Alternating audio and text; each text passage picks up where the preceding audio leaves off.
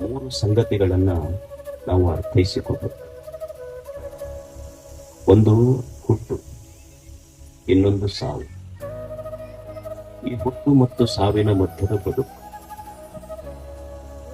ನಾವೆಲ್ಲರೂ ಈ ಭೂಮಿಯ ಮೇಲೆ ತಾಯಿಯ ಗರ್ಭದಿಂದ ಈ ಭೂಮಿಗೆ ಬಂದು, ಈ ಹುಟ್ಟೇನಿದೆ, ಈ ಹುಟ್ಟು ನಮ್ಮಿಚ್ಛೆಯಂತೆ ನಡೆದಿಲ್ಲ. ನಾವ್ಯಾರು ಇಂಥವ್ರ ಹೊಟ್ಟಿಯೊಳಗ ಹುಟ್ಟಬೇಕಂತ ಗೂಗಲ್ನಾಗ ಅಪ್ಲಿಕೇಶನ್ ಹಾಕಿಕೊಟ್ಟಿಲ್ಲ, ಅಥವಾ ಇವ್ರ ಹೊಟ್ಟಿಯೊಳಗ ಹುಟ್ಟಬೇಕು, ಗಂಡಾಗಿ ಹುಟ್ಟಬೇಕು, ಹೆಣ್ಣಾಗಿ ಹುಟ್ಟಬೇಕು, ಇವ್ರ ಮನ್ಯಾಗ ಹುಟ್ಟಬೇಕು ಅಂತ ಗೂಗಲ್ ಅಪ್ಲಿಕೇಶನ್ ಇಲ್ಲ. ಯಾವುದೋ ಒಂದು ಶಕ್ತಿ ನಮಗೆ ಇಲ್ಲಿ ಕಳಿಸಿದೆ. ಅಂದ್ರೆ ಹುಟ್ಟು ನನ್ನಿಚ್ಛೆಯಂತೆ ನಡೆಯುವುದಿಲ್ಲ. ಸಾವಿದೆಯಲ್ಲ ಸಾವು, ಸಾವಾದ್ರೂ ನಮ್ಮಿಚ್ಛೆ ಅಂತ ನಡೀತೈತೆ. ಸಾವು ಸಹಿತ ಕರೆಯದೆ ಬರುವ ಅತಿಥಿ ಅದು. ನಾನು ಎಷ್ಟೇ ದೊಡ್ಡ ವ್ಯಕ್ತಿಯಾಗಿ ದೊಡ್ಡ ದೊಡ್ಡ ಕಟೌಟ್ ಕಟ್ಕೊಂಡು ನಂದು ಎಷ್ಟನೇ ವರ್ಷದ ಹುಟ್ಟು ಹಬ್ಬ ಅಂತ ಹೇಳಿ ದೊಡ್ಡ ಸ್ಟೇಜ್ ಹಾಕೊಂಡು ನಾ ಎಷ್ಟಾದ್ರೂ ಮೆರಿಬಹುದು. ಮುಂದೆ ಕೇಕ್ ಇಟ್ಟು ಮುಂದೆಲ್ಲ ಹಾಡೋರು, ಹಿಂದೆಲ್ಲ ಡೆಕೋರೇಷನ್, ಬಲೂನ್ ಕಟ್ಟಿರ್ತಾರೆ ನೋಡಿ. ಆ ಕಟ್ಟಿದ ಬಲೂನ ಹುಟ್ಟು ಹಬ್ಬದ ದಿವಸ ಹೇಳ್ತಿರ್ತೈತೆ, ನಾ ಯಾವಾಗ ಟಬ್ ಅಂತೇನೆ ಗೊತ್ತಿಲ್ಲ, ನೀನು ಯಾವಾಗ ಟಬ್ ಅಂತ ಗೊತ್ತಿಲ್ಲ. ಅಂದ್ರ ಸಾವು ಸಹಿತ ನನ್ನ ಕೈಯೊಳಗೆ ಇಲ್ಲ. ಹುಟ್ಟು ನನ್ನಿಚ್ಛೆ ಅಂತಿಲ್ಲ, ಸಾವು ನನ್ನಿಚ್ಛೆಯಂತೆ ಇಲ್ಲ. ಈ ಹುಟ್ಟು ಸಾವು ಎರಡನ್ನ ದೇವರು ತನ್ನ ಕೈಯೊಳಗೆ ಇಟ್ಟುಕೊಂಡು ಈ ಹುಟ್ಟು ಮತ್ತು ಸಾವಿನ ಮಧ್ಯದ ಬದುಕನ್ನು ನಮ್ಮ ಉಡಿಯೊಳಗೆ ಹಾಕಿ ಬದುಕು ಅಂತ ಕಳಿಸಿದ. ನಿಮಗೆ ಬದುಕಬೇಕೇ ಭೂಮಿಯನ್ನು. ಇಂಥ ಒಂದು ಜೀವನ ಇದೆಯಲ್ಲ, ಈ ಜೀವನದಲ್ಲಿ ಬಹಳ ಬೆಲೆಯುಳ್ಳ ವಸ್ತು ಯಾವುದು? ಯಾವುದಕ್ಕೆ ಬಹಳ ಬೆಲೆ ಇದೆ ಬದುಕಿನಲ್ಲಿ? ಈಗ ನೀವು ಮನೆ ಕಟ್ಟಿಸ್ತೀರಿ, ಬಹಳ ದೊಡ್ಡ ದೊಡ್ಡ ಶ್ರೀಮಂತರದಿರಿ ಅಂತ ತಿಳ್ಕೊಳ್ಳಿ. ಒಂದು 50 ಲಕ್ಷ ರೂಪಾಯಿ ಕೊಟ್ಟು ಮನೆ ಕಟ್ತೀರಿ. 50 ಲಕ್ಷ ರೂಪಾಯಿ ಕೊಟ್ಟು ಕಟ್ಟಿದ ಮನೆ ಒಂದು ದಿವಸ ಉದ್ಘಾಟನೆ ಮಾಡ್ತಾರೆ. ಆಶ್ಚರ್ಯ ಏನು ಅಂದ್ರ, 50 ಲಕ್ಷ ರೂಪಾಯಿ ಖರ್ಚು ಮಾಡಿ ಕಟ್ಟಿದ ಮನೆ ಉದ್ಘಾಟನೆ ಆಗಿದ್ದು ಬರೇ 1 ರೂಪಾಯಿ ಕೊಟ್ಟು ತಂದ ಮೇಣದ ಬತ್ತಿಯ ಬೆಳಕಿನಿಂದ ಮನೆ ಉದ್ಘಾಟನೆ. ಹಾಗಾದ್ರೆ ಬೆಲೆ ಯಾವುದಕ್ಕೆ? ಮನೆಗೋ ಬೆಳಕಿಗೋ? ಬೆಲೆ ಮನೆಗಿಲ್ಲ, ಬೆಲೆ ಬೆಳಕಿಗಿದೆ. ಹೊರಗೆ ದೀಪದ ಬೆಳಕಿರದೇ ಇದ್ರ ಮನೆ ಕತ್ತಲಾಗ್ತದೆ, ಅಂತರಂಗದಲ್ಲಿ ಜ್ಞಾನದ ಬೆಳಕಿರದೇ ಇದ್ರ ಮನಸ್ಸೇ ಕತ್ತಲಾಗ್ತದೆ. ಅಂಥ ಮನಸ್ಸಿನೊಳಗ ನಮ್ಮೆಲ್ಲರ ಎದೆಯಲ್ಲಿ ಜ್ಞಾನದ ಬೆಳಕನ್ನು ತುಂಬಿದವರು ಗುರುದೇವರವರೆಲ್ಲ. ಅಂಥ ಗುರುದೇವರಿಗೆ ನಿಮ್ಮದೊಂದು ಪ್ರೀತಿಯ ಗುರುನಮನ. ಅವರಿಗೆ ಒಂದು ಮಾವಿನ ಗಿಡ ಇರ್ತದೆ ನೋಡಿ. ಮಾವಿನ ಗಿಡದ ಹಣ್ಣ ಅದು ಬೆಂಗಳೂರು, ನಿಮ್ಮೂರನ್ನ ಮಾವಿನ ಗಿಡ ನೀವು ಹಚ್ಚಿರ್ತೀರ, ಒಂದು ಮಾವಿನ ತೋಟ ಮಾಡಿರ್ತೀರಿ. ಮಾವಿನ ಗಿಡದ ಹಣ್ಣ ಬೆಂಗಳೂರಿಗೆ ಹೋಗ್ತೈತಿ, ಹೈದರಾಬಾದ್ಗೆ ಹೋಗ್ತೈತಿ, ಡೆಲ್ಲಿಗೆ ಹೋಗ್ತೈತಿ, ಯುರೋಪ್, ಅಮೆರಿಕ, ಜರ್ಮನಿಗೆ ಎಕ್ಸ್ಪೋರ್ಟ್ ಆಗ್ತೈತಿ. ಗಿಡ ಇದ್ದಲ್ಲೇ ಇರ್ತೈತಿ. ನನ್ನ ಗಿಡದ ಹಣ್ಣ ಅಮೆರಿಕಕ್ಕೆ ಹೋದು, ಯುರೋಪಿಗೆ ಹೋತು, ಡೆಲ್ಲಿಗೆ ಹೋತು, ನಾ ಇದ್ದಲ್ಲೇ ಅದೇನಂತ ಎಂದೂ ಗಿಡ ಮುಖ ಬಾಡಿಸ್ಕೊಂಡು ಕುಂತಿಲ್ಲ, ಸಂತೋಷ ಪಟ್ಟೈತ.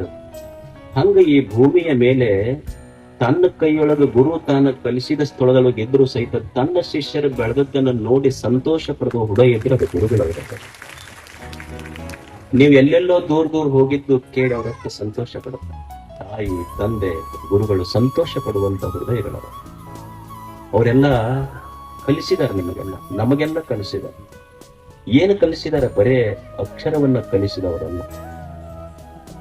ಅವರ ತಲೆಯಲ್ಲಿ ಇದ್ದದ್ದು ಒಂದೇ, ಎಲ್ಲ ಗುರುಗಳಿಗೆ ಗೊತ್ತಿದ್ದ ಜೀವನದ ಸೂತ್ರ ಒಂದೇ.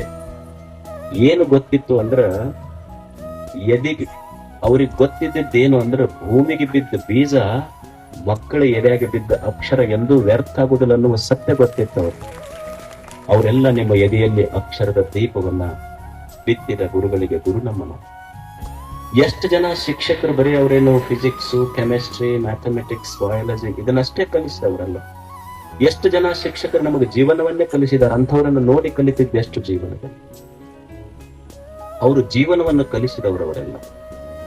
ಒಬ್ಬರು ಗುರುಗಳು, ನೀವ್ ಹೆಂಗ ಎಲ್ಲ ಕಲಿತು ಹಳ್ಳಿ ಬಂದು ಗುರುಗಳಿಂದ ಮತ್ತೆ ಹೋಗ್ತಾ ಇದ್ದೀರಲ್ಲ, ಒಂದು ಸ್ನೇಹ ಸಮ್ಮೇಳನ ಮಾಡಿ, ಈಗ ಒಂದು ಆನ್ಯುವಲ್ ಡೇ ಅಂತ ಮಾಡ್ತಾರಲ್ಲ ಶಾಲೆಯಲ್ಲಿ, ಒಂದು ಆನ್ಯುವಲ್ ಡೇ ನಡೆದಿತ್ತು. ಗುರುಗಳೊಂದು ಕೊನೆಯ ಪಾಠ ಗಣಿತದ ಶಿಕ್ಷಕರು ಮಕ್ಕಳಿಗೆ ಕಲಿಸ್ತಾ ಇದ್ರು.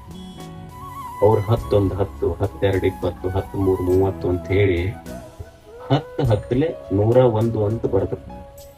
ಮಕ್ಕಳೆಲ್ಲ ನಕ್ಕು. ಗುರುಗಳು ಕೇಳಿದ್ರು, ಯಾಕೆ ನಗಾಕತ್ತೀರಿ? ಅಲ್ಲ ಸರ್, ಇರೋದು 10 10 100, 10 10 101 ಬರೆದಿರಲ್ಲ ನೀವು, ಅದಕ್ಕೆ ನಗಿ ಬರಕತ್ತೀವಿ.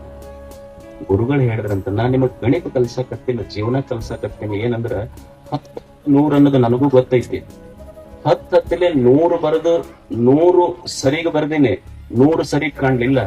ಒಂದು ತಪ್ಪು ಬರ್ದಿದ್ದ ನಿಮಗೆ ಹೆಂಗ್ ಕಣ್ಣಿಗೆ ಕಾಣ್ತೈತಲ್ಲ, ನಾಳೆ ನೀವು ಶಾಲೆ ಬಿಟ್ಟು ಹೋದ ಮೇಲೆ ಸಮಾಜದೊಳಗೆ ನೀವು 100 ಒಳ್ಳೆಯದನ್ನು ಮಾಡ್ರಿ, ಒಂದು ತಪ್ಪು ಮಾಡಿದ್ರು ಸಹಿತ ಸಮಾಜ ತಪ್ಪನ್ನೇ ಗುರುತು ಸಹಿತ ಹೊರತು ಒಳ್ಳೆಯದನ್ನು ಗುರುತಿಸಿ.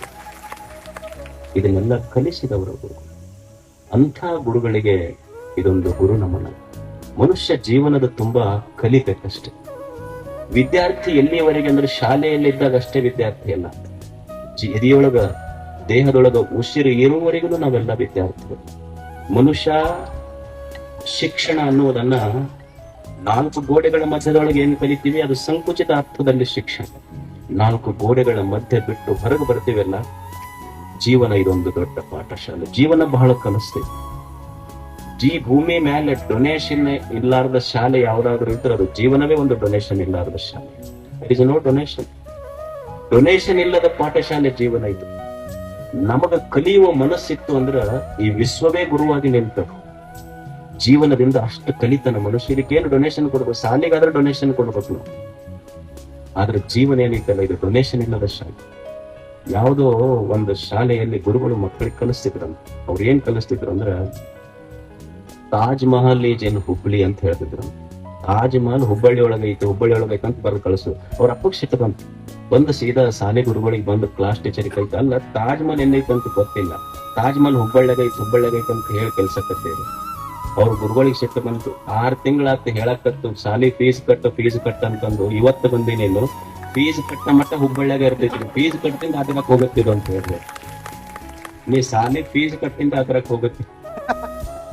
ಜೀವನ ಡೊನೇಷನ್ ಎನ್ನುವುದು ಪಾಠಶಾಲೆ ಬಹಳ ಕಲಿಸ್ತೈತಿ. ಜೀವನ ಶಾಲೆಯಲ್ಲಿ ಎಷ್ಟು ಕಲ್ತೀವಲ್ಲ, ಜೀವನ ಇದೊಂದು ಮುಕ್ತ ವಿಶ್ವವಿದ್ಯಾಲಯ. ಬಹಳ ಕಲಿಬೇಕಾಗ್ತದೆ. ಜೀವನ ಕಲಿಯುವ ಮನಸ್ಸು ಬೇಕಾಗ್ತದಷ್ಟೆ. ಕೆಲವಂ ಬಲ್ಲವರಿಂದ ಕಲಿತು, ಕೆಲವಂ ಶಾಸ್ತ್ರಗಳಿಂದ ಕೇಳಿತು, ಕೆಲವಂ ಮಾಳ್ಪವರಿಂದ ತಂದು, ಕೆಲವಂ ಸುಜ್ಞಾನದಿಂದ ನೋಡಿತು, ಕೆಲವಂ ಸಜ್ಜನ ಸಂಘದಿಂದರೆ ಎಲ್ಲಿ ಸರ್ವಜ್ಞನ ಪಂದ ಹರಹರ ಶ್ರೀ ಚನ್ನ ಸುಂದರ. ಎಷ್ಟು ಕಲಿತನ ಮನುಷ್ಯ. ಕೆಲವಂ ಬಲ್ಲವರಿಂದ ಕಲಿತು, ಕೆಲವು ತಿಳಿದವರಿಂದ ತಿಳ್ಕೋಬೇಕು. ಬಲ್ಲವರಂದ್ರೆ ಯಾರು? ಬಲ್ಲವರಂದ್ರೆ ನಾವೇನವರು ಹಣಿ ಮೇಲೆ ಲೇಬಲ್ ಹಾಕೊಂಡು ಬಂದಿರ್ತಾರೆ, ಇವ್ರಿಗೆ ಬಲ್ಲವರನ್ನ ಗೊತ್ತಂತ. ನಮಗೆ ಯಾರು ಬಲ್ಲವರು? ನಮಗ್ ಬಲ್ಲವ್ರು ಯಾರು ಅಂದ್ರ, ನಮಗ ಹಣದ ತಂದೆ ತಾಯಿನ ನಮಗ ಬಲ್ಲವರು, ತಿಳಿದವ್ರು. ಮೊದಲ ಪಾಠ, ಜೀವನದ ಪಾಠ ಕಲಿಸಿದವ್ರು ಯಾರು? ನಮ್ಮ ತಂದೆ ತಾಯಿ. ನಮ್ಮ ಅಪ್ಪ ಅವ ಏನ್ ಶಾಲೆ ಕಲ್ತಿಲ್ಲ, ಹಳ್ಳಿ ರೈತ ಇರ್ಬೋದು, ಅವ ಒಕ್ಕಲ್ತನ ಮಾಡೋ ಮನುಷ್ಯ ಇರಬಹುದು, ಆದ್ರೆ ಅವನಿಗೆ ಜೀವನದ ಸತ್ಯ ಗೊತ್ತಿರ್ತೈತಿ. ಈಗ ಮಗ ಕಟ್ಟೆ ಕುಂತು ಮಾತು ಹೇಳ್ತಿದ್ದ, ಹುಡುಗರು ಕೂಡ ಹಲಾಟೆ ಹೊಡ್ಕೊಂಡು ಕುಂತಿದ್ರಂದ್ರ, ಅಪ್ಪ ಮಗನಿಗೆ ಹೇಳೋ ಮಾತೇನು ಅಂದ್ರೆ, ಅವ ಏನ್ ಶಾಲೆ ಓದಿಲ್ಲ, ಹಳ್ಳಿ ಮನುಷ್ಯ, ಒಕ್ಕಲ್ತನ ಮಾಡೋ ಮನುಷ್ಯ ಮಗನಿಗೆ ಏನ್ ಹೇಳ್ತಾನ ನೋಡು, ತಮ್ಮ ಕಟ್ಟಿ ಮೇಲೆ ಹಿಂಗ ಹಾಳು ಹರಟೆ ಹೊಡ್ಕೊಂತ ಕುಂದರ್ಬೇಡ, ಮಂದಿ ಕೂಡ ಕುಂತಿ, ಮಂದಿಗೆ ನಂಬಿ ಕೆಟ್ಟವ್ರದಾರ, ಹೊಲಕ್ ಹೋಗು, ಮಣ್ಣಿಗೆ ನಂಬಿ ಕೆಟ್ಟವ್ರು ಯಾರು ಇಲ್ಲ ಅಂತ ಅಪ್ಪ ಹೇಳಿದ್ರು. ಹಳ್ಳಿಯ ರೈತ ಅವ ಏನೂ ಶಾಲೆ ಕಲ್ತಿಲ್ಲ, ಆದ್ರೆ ಮಗನಿಗೆ ಜೀವನದ ಸತ್ಯ ಕಲಿಸ್ತಾನೆ. ಕೆಲವಂ ಬಲ್ಲವರಿಂದ ಕಲಿತು, ಕೆಲವಂ ಶಾಸ್ತ್ರಗಳಿಂದ ಕೇಳುತ್ತ. ದೊಡ್ಡವರು ತಿಳಿಸ್ಲಿಲ್ಲೇನು? ದೊಡ್ಡವರು ಶರಣರು, ಸಂತರು ಏನು ತಿಳಿಸಿದ್ರು? ಬದುಕಿನ ಬಗ್ಗೆ ಎಷ್ಟು ಸುಂದರವಾದದ್ದನ್ನು ಕಲಿಸಿದ್ರು. ಬಸವಣ್ಣವರು ಇದನ್ನು ಕಲಿಸಿದ್ರು. ಏನು ಕಲಿಸಿದ್ರು? ಪೂಜೆ ಅಂದ್ರೆ ಏನು? ನಾವೇನ್ ತಿಳ್ಕೊಂಡಿವಿ? ದಿವಸ ಹೋಗ್ಬೇಕು, ಗುಡಿಗೆ ಹೋಗ್ಬೇಕು, 4 ಕಾಯಿ ಹೊಡಿಬೇಕು, ಬಾಳೆಹಣ್ಣ ನೈವೇದ್ಯ ಹಿಡಿಬೇಕು, ಹಣ್ಣು ತಿಂದು ಚಿಪ್ಪ ಸೊಪ್ಪಿ ಗುಡಿಯಾಗ ಹೋಗೋದು ಬರೋದಷ್ಟ ಕೆಲಸ. ಅವ್ರು ಕಲಿಸಿದ ಪಾಠ ಎಂಥದ್ದು ಅಂದ್ರ, ಕೂಡಲ ಸಂಗಮ ದೇವ ನಿಮ್ಮ ಶರಣರು ಮನನೊಂದರೆ ಆನು ಬೆಂದೆನು ಕೂಡಲ ಸಂಗಮ. ಅವರು ಕಲಿಸಿದ ಪಾಠ, ಜೀವನದ ಪಾಠ ಎಂಥದ್ದು ಅಂದ್ರೆ, ನಿಜವಾದ ಪೂಜೆ ಅಂದ್ರೆ ಏನು? ಪೂಜಾ ಅಂದ್ರೆ ಬರೇ ಗುಡಿಗೆ ಹೋಗುದಲ್ಲ. ನಿಜವಾದ ಪೂಜಾ ಅಂದ್ರ ಇನ್ನೊಬ್ಬರ ಮನಸ್ಸಿಗೆ ನೋವು ಮಾಡದಂಗ, ಇನ್ನೊಬ್ಬರ ಮನೆಗೆ ಬೆಂಕಿ ಹಚ್ಚದಂಗ ಬದುಕದೆ ಅಂದ್ರೆ ಅದು ನಿಜವಾದ ಪೂಜಾ. ಇನ್ನೊಬ್ಬರ ಮನಸ್ಸಿಗೆ ದುಃಖ ಕೊಡಬೇಡ ಹಂಗ ಬದುಕು, ಇದು ಪೂಜಾ. ಕಲಿಯುವ ಮನಸ್ಸಿದ್ರೆ ಎಲ್ಲರೂ ಕಲಿಸ್ತಾರ. ಕೆಲವೊಮ್ಮೆ ಬಲ್ಲವರಿಂದ ಕಲಿತು, ಕೆಲವೊಮ್ಮೆ ಶಾಸ್ತ್ರಗಳನ್ನು ಕೇಳಿ, ಇನ್ನೊಬ್ಬರಿಗೆ ಶರಣರು ಕಲಿಸಿದ್ದು ದುಃಖ ಪಡದಂಗ ಬರುದು. ಒಂದು ಗಿಡ ಇತ್ತು, ಒಂದು ದಾರಿಗೊಂದು ಮಾವಿನ ಗಿಡ ಇತ್ತು. ಬ್ಯಾಸಿಗೆ ದಿವಸ ಚಲೋ ಹಣ್ಣು ಬಿಟ್ಟಿತ್ತು, ಸಿಹಿಯಾದ ಹಣ್ಣಿತ್ತು. ಒಬ್ಬ ಮನುಷ್ಯ ನೋಡಿ ಬಾಯಾಗ ನೀರು ಬಂತು, ಒಂದು ಕಲ್ ತೊಗೊಂಡು ಗಿಡಕ್ಕೆ ಹೊಡೆದ. ಆ ಗಿಡ ಎರಡು ಚಲೋ ಹಣ್ಣು ಕೊಡ್ತು. ಮನುಷ್ಯ ತಿಂದ ಸಾಕಾಗ್ಲಿಲ್ಲ, ಮತ್ತೊಂದು ಕಲ್ ತೊಗೊಂಡು ಹೋಗದ, ಮತ್ತೆರಡು ಹಣ್ಣು ಕೊಡ್ತು. ಮತ್ತೆ ತಿಂದ, ಮತ್ತೊಂದು ಕಲ್ ತೊಗೊಂಡು ಎರಡು ಕಲ್ಲು ಒಗದ, ಆ ಗಿಡ ಎರಡು ಹಣ್ಣು ಕೊಡುತ್ತೆ. ಗಿಡದ ಹತ್ತಿರಕ್ಕೆ ಹೋಗಿ ಮನುಷ್ಯ ಕೇಳ್ತಾನಲ್ಲ, ನಮ್ಮ ಮಂದಿ ಅದಾರಲ್ಲ ಮನುಷ್ಯರೊಳಗೆ ಹಿಂಗ ಕಣ್ಣು ಬಿಟ್ಟರೆ ಕಣ್ಣ ಕಿತ್ತಾರ, ನಿನಗೆ ಎಷ್ಟು ಸಲ ಕಲ್ ತೊಗೊಂಡು ಹೋಗಿದ್ರು ಮನಸ್ಸಿಗೆ ನೋವು ಆಗ್ಲಿಲ್ಲ? ಎಷ್ಟು ಸಲ ಕಲ್ ತೊಗೊಂಡು ಹೋಗೋದಿನಲ್ಲಿ ನಿನಗ ಮತ್ತು ನೋವು ಆಗ್ಲಿಲ್ಲ? ಗಿಡ ಹೇಳ್ತಿಲ್ಲ, ನನಗೆ ನೋವು ಆಗಿಲ್ಲ. ಅವ್ ಮನುಷ್ಯ ಕೇಳಿದ್ರೆ, ಇಷ್ಟು ಸಲ ಕಲ್ಲು ಹೋಗಿದ್ದೀನಿ ಆದ್ರೂ ನಿನಗೆ ಯಾಕೆ ನೋವು ಆಗ್ಲಿಲ್ಲ? ಇಲ್ಲ, ನಮ್ಮವ್ವ ಹೇಳ್ಯಾಳ ನನಗ. ಏನ್ ಹೇಳ್ಯಾಳ ಅಂದ್ರೆ, ಮಗ, ಊರಾಗ ನೀ ಸ್ವಲ್ಪ ಬೆಳೆದ ಎತ್ತರ ಆದಿ ಅಂದ್ರೆ ಕಲ್ಲು ಹೋಗ್ಯವ್ರು ಬಾಳ್ ನಿನಗ ಊರ. ಏನ್ ಹೇಳ್ಯಾಳ ಅಂದ್ರ, ಊರಾಗ ಸ್ವಲ್ಪ ಬೆಳೆದ ಎತ್ತರ ಕಂಡಿ ಅಂದ್ರ ಕಲ್ಲು ಹೋಗ್ಯವ್ರು ಬಹಳ. ನಿನ್ನ ಜೀವನ ಸಾರ್ಥಕ ಆಗಬೇಕಾಗಿದ್ರೆ ಯಾರ ನಿನ್ನ ಕಲ್ಲು ಹೋಗಿಲಿ, ಕಲ್ಲು ಹೋಗದವ್ರು ಉಡ್ಯಾಗ ಎರಡು ಚಲೋ ಹಣ್ಣು ಹಾಕಿ ಕಳಿಸು, ನಿನ್ನ ಜೀವನ ಸಾರ್ಥಕ ಆಗ್ತಿತ್ತು ಅಂತ ತಾಯಿ ಕಲಿಸಿದ ಪಾಠ ಇದು. ನಿಸರ್ಗ ಕಲಿಸಿದ ಪಾಠ. ನಿಸರ್ಗವೇ ಒಂದು ಧರ್ಮ.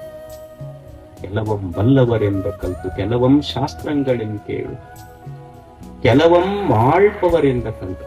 ಕೆಲವು ದೊಡ್ಡವರು ಏನು ಮಾಡ್ಯಾರ ಅದನ್ನ ನೋಡಿ ಮಾಡೋದು.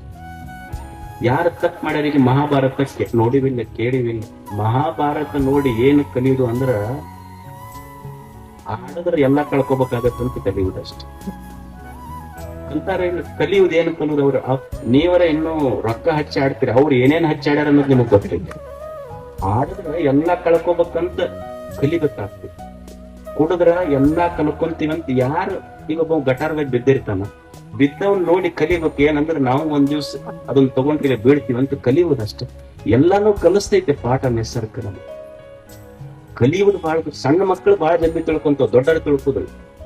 ಸಣ್ಣ ಮಕ್ಕಳು ಬಹಳ ಜಲ್ದಿ ಕಲಿತಾವ. ಈಗ ನೀವು ಒಂದು ಟೇಬಲ್ ಇರ್ತೈತಿ, ಒಂದ್ ಟೇಬಲ್ ಮೇಲೆ ಹಾಲು ತಂದಿಟ್ರಿ, ಮತ್ತೆ ಒಂದು ಲೋಟದಾಗ ಹಾಲು ಇಟ್ಟು, ಒಂದು ಲೋಟದಾಗ ಅಲ್ಕೋ ಹಾಲು ಇಟ್ರಿ, ಇಟ್ಟು ಒಂದು ಕುರ್ಚಿ ಹಾಕಿ ಒಬ್ಬನ ಕೂಡಿಸ್ರಿ.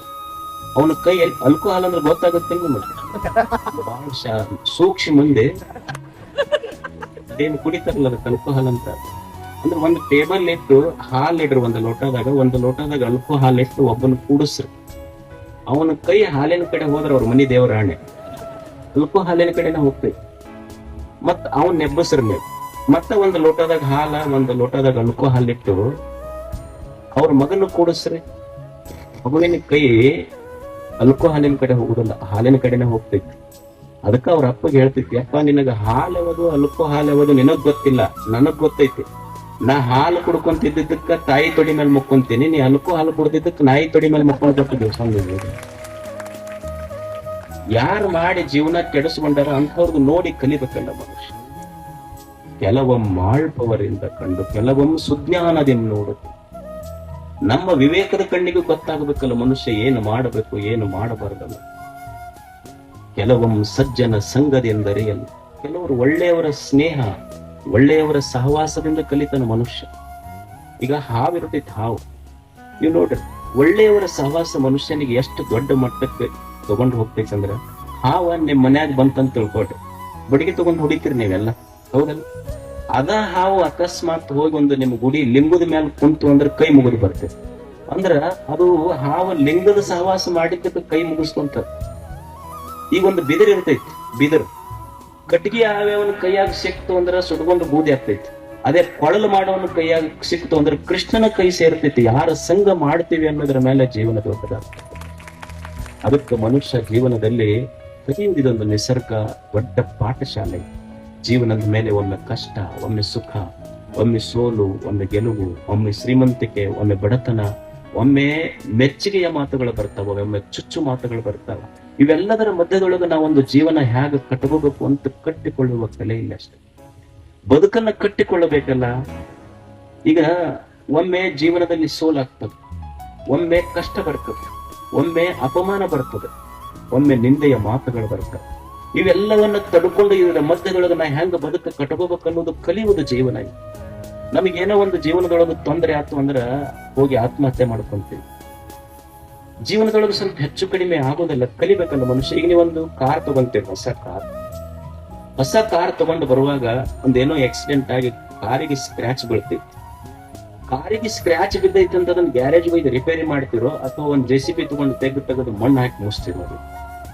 ಹಂಗಿದು ಜೀವನ ಅನ್ನೋದು ಏನೈತಿಲ್ಲ, ಇದೊಂದು ಹೊಸ ಕಾರ್ ಇದ್ದಂಗ ಸಣ್ಣ ಪುಟ್ಟ ಆಕ್ಸಿಡೆಂಟ್ ಆಗ್ತಿರ್ತಾವ, ಸ್ಕ್ರಾಚ್ ಬೀಳ್ತಿರ್ತಾವ. ಇದನ್ನ ಒಯ್ದು ಹಗ್ಗ ಹಾಕಬಾರದು.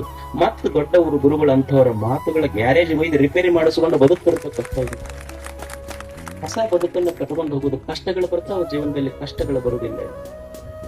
ಜೀವನದಲ್ಲಿ ಕಷ್ಟ ಬರ್ತೈತಿ. ಮನುಷ್ಯ ಕಷ್ಟಗಳನ್ನು ಎದುರಿಸಿ ಬದುಕುವುದನ್ನು ಕಲಿಬೇಕು. Risk is the only guarantee of life.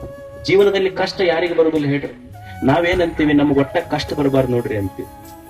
ನಮ್ಮೆಲ್ಲರದ್ದು ಹೇಳಿ ನಾವು ದೇವ್ರಿಗೆ ಹೋಗಿ ಏನ್ ಬೇಡ್ಕೊಂತೀವಿ ಹೇಳಿ? ಕಷ್ಟ ಬರಬಾರ್ದು ನಮಗ್ರಿ. ಯಾರು ಹೋಗಿ ಕಷ್ಟ ಕೊಡು ಅಂತ ಬೇಡ್ಕೊಂಡಿವೆ ನಾವು ದೇವರಿಗೆ?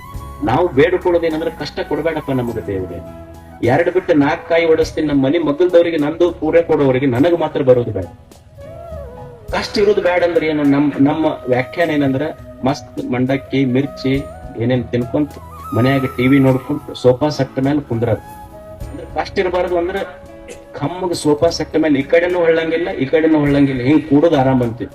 ಮತ್ತು ಹಿಂಗ ಈ ಕಡೆನೂ ಹೊಳ್ಳೋದಿಲ್ಲ ಈ ಕಡೆನೂ ಹೊಳ್ಳೋದಿಲ್ಲ, ಇಷ್ಟು ಸುಮ್ಮನೆ ಕೂಡೋದು ಆರಾಮ್ ಅಂದ್ರೆ ಕುಣ್ಯಾಗ ಹೆಣನು ಹಂಗ ಇರ್ತಾವ. ಈ ಕಡೆನೂ ಹೊಳ್ಳೋದಿಲ್ಲ ಈ ಕಡೆನೂ ಹೊಳ್ಳೋದಿಲ್ಲ. ಅಂದ್ರೆ ಜೀವನದೊಳಗೆ ಯಾರ ಕಷ್ಟ ಬ್ಯಾಡ್ ಅಂತಾರಲ್ಲ ಅವ್ರು ಹೆಣ ಇದ್ದಂಗಂತ. ಯಾರ ಜೀವನದಲ್ಲಿ ಕಷ್ಟಗಳು ಬಂದಾವ ಅವರು ಜೀವಂತದರಂತದ್ದು, ಜೀವಂತಿಕೆಯ ಲಕ್ಷಣಗಳು ಅಷ್ಟೇ.